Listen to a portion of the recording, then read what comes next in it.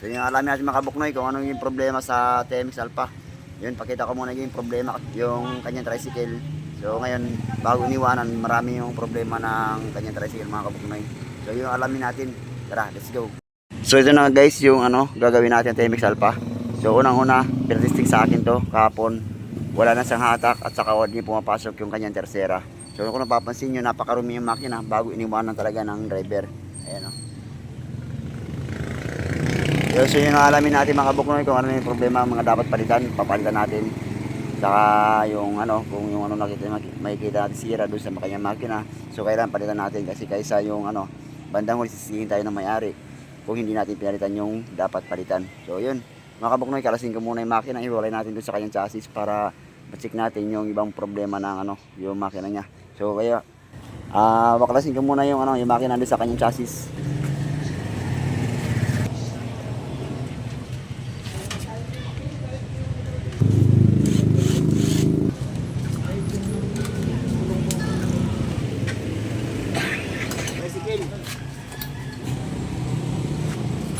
So yan guys, ito na yung yung makina ng TMX Alpha. So ayan kung makikita nyo yung itsura niyan.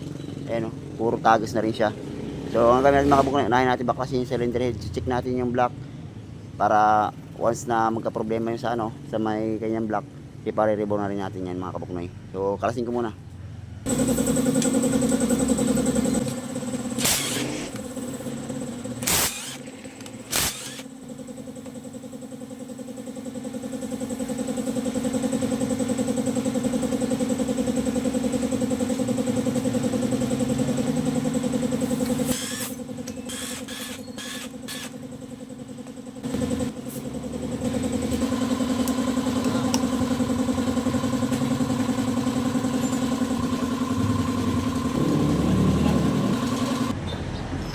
So yan guys, dito sa kanyang piston, napansin ko puro gas-gas na rin at saka dito sa kanyang block.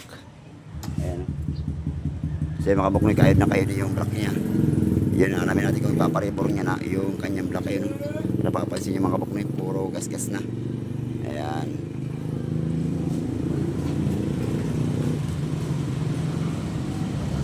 Yun, so kalas natin crankcase.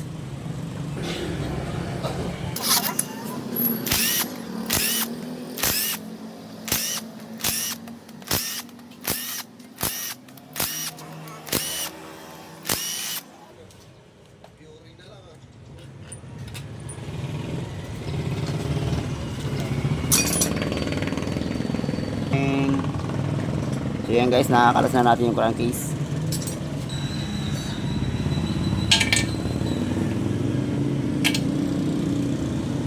So dito guys, sa kamay ang kanyang clutch housing sa may nut niya. So maluwag na. Ayan kakamayin ko lang mga kabuknoy.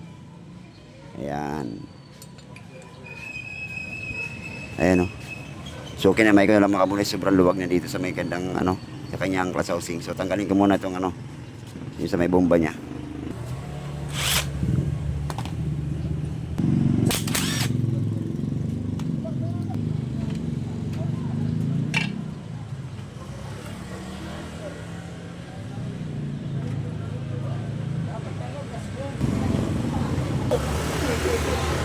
So yan guys, yung clutch housing niya, pare-rebits na rin natin to. So kalog na rin siya.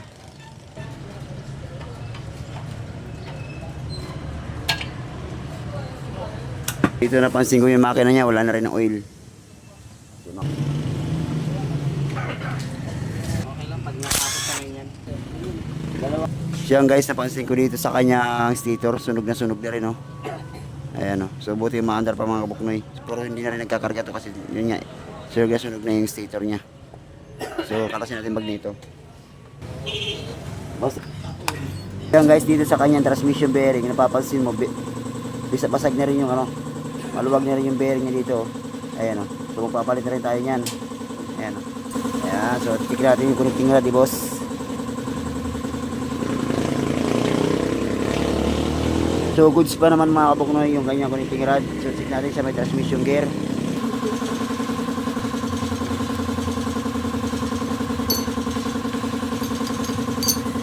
Balikan mo lang.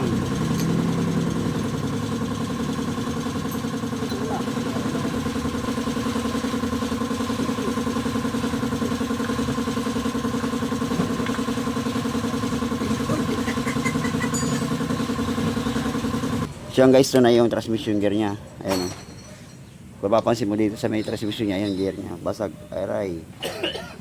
So wala nang ipit mga kabuknoy. Ayan o. So papalit tayo niyan. Tercerang gear. Tsaka yung partner niyan. Ayan o. So ayan, papalit na tayo niyan. So yun mga kabuknoy. Yung papalitan natin na ano, tercera. Tsaka itong ano, wala nang ipit.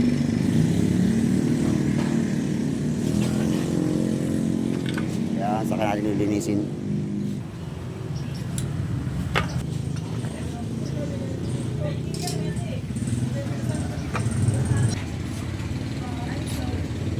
So yun guys, ito na mga papalitan natin. So magpaparibor tayo. Yung transmission gear, ayan o.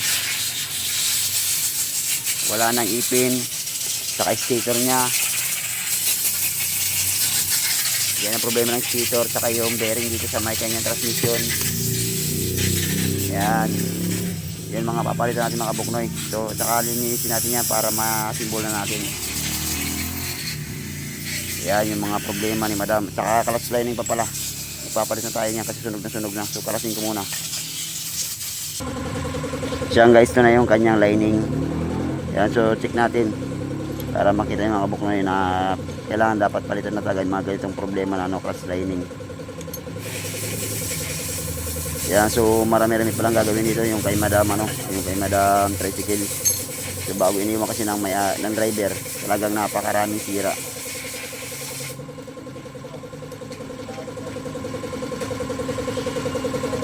During. So yan guys oh. Kung napapansin yung lining sunog na oh. Yan. So ito mga dapat palitan.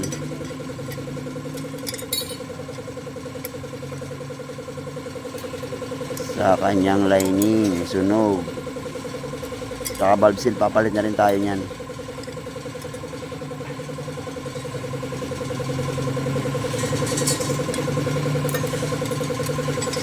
So yan guys, ito na yung kanyang lining oh. Ayan oh. Sobrang sunog na. So palit tayo valve seal, yung gear, transmission gear. Yung mag-asawa na yan, papalitan na natin yan, yung mag-asawa na yan. Saka yung stator na yan, check natin kung papalitan nyo hindi. Pag hindi pinalitan mga kabuknoy, ibig sabihin wala tayong sagot yan, hindi natin problema yan. Labas na tayo dyan sa magiging ano, problema ng may-ari. Yun. So hugasan ko muna.